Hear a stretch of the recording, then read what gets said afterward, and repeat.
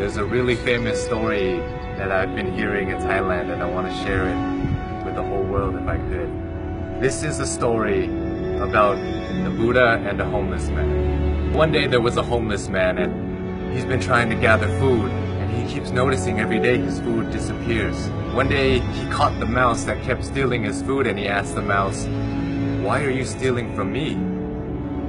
I'm a homeless man. You can steal from richer people than me and it won't have any effect on them." The mouse then told the homeless man, "It's in your destiny that you can only have 8 items in your possession. No matter how much you beg, no matter how much you gather, this is all you'll be able to have." The homeless man was shocked and said, "Why is that my destiny?"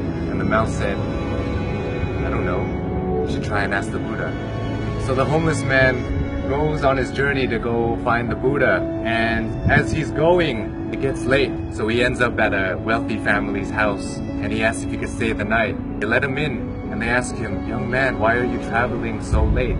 And he answered, "I have a question for the Buddha, and tomorrow I'll be on my way." The family then says, "Can we give you a question to ask the Buddha? We have a 16-year-old daughter who can't speak. We just want to ask, what do we have to do to make her speak?" So the homeless man thanks them for shelter and tells them, "Of course, I'll ask your question for you." So the next morning he goes and continues his journey and sees a sea of mountains that he has to cross. He climbs up one mountain and he meets a wizard.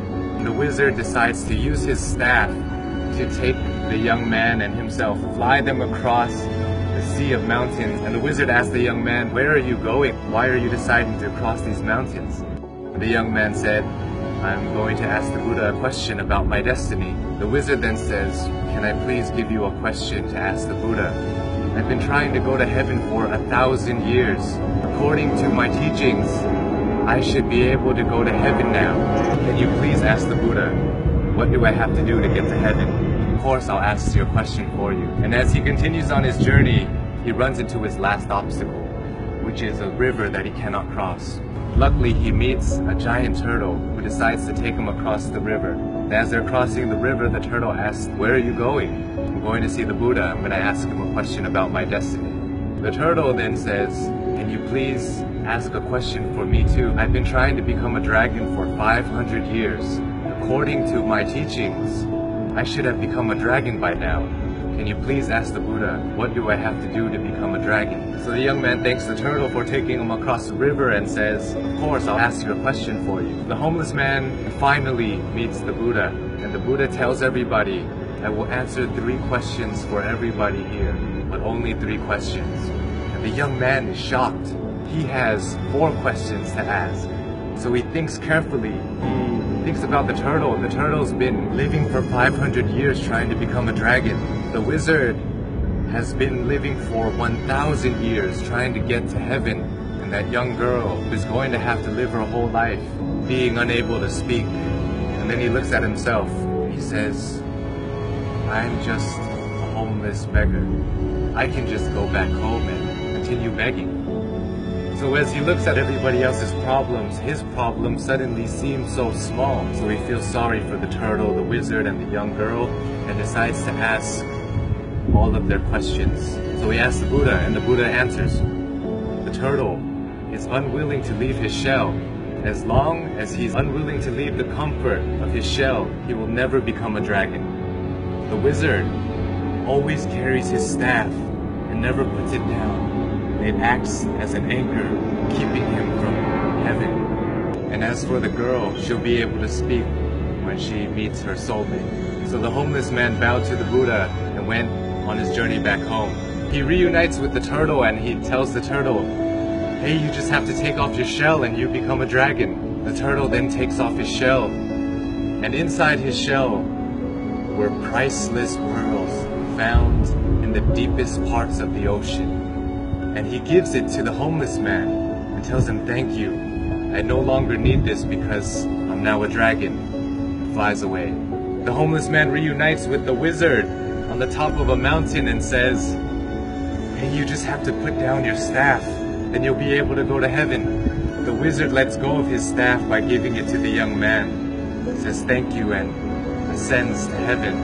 The young man now has wealth from the turtle and power from the wizard. He goes back to the family that gave him shelter, and he tells them that Buddha said, your daughter will be able to speak when she meets her soulmate. And at that moment, the daughter came downstairs and said, hey, is that the man that was here last week? The young girl and the once homeless man have found their soulmate. This story tells us so many things, so many lessons, but for me, I think that sometimes we have to give things in order to get some things. Sometimes if we want to become a dragon, we want to become a lion, we have to be willing to leave behind what makes us most comfortable, what makes us feel most safe.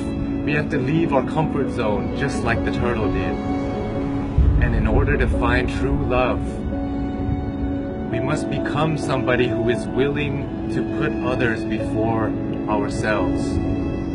When you're alone and when you're lost in your thoughts, sometimes your problems seem so big and it may seem like it's the end of the world, but if we look at other people's lives, other people who don't have as much opportunity as us and who have it worse than us, sometimes it makes our problems seem so much smaller. And if we're willing to lend a hand to those who are struggling more than us, willing to help them, it may change the course of your life, your destiny, and the universe may repay you in such a way that you never would have imagined.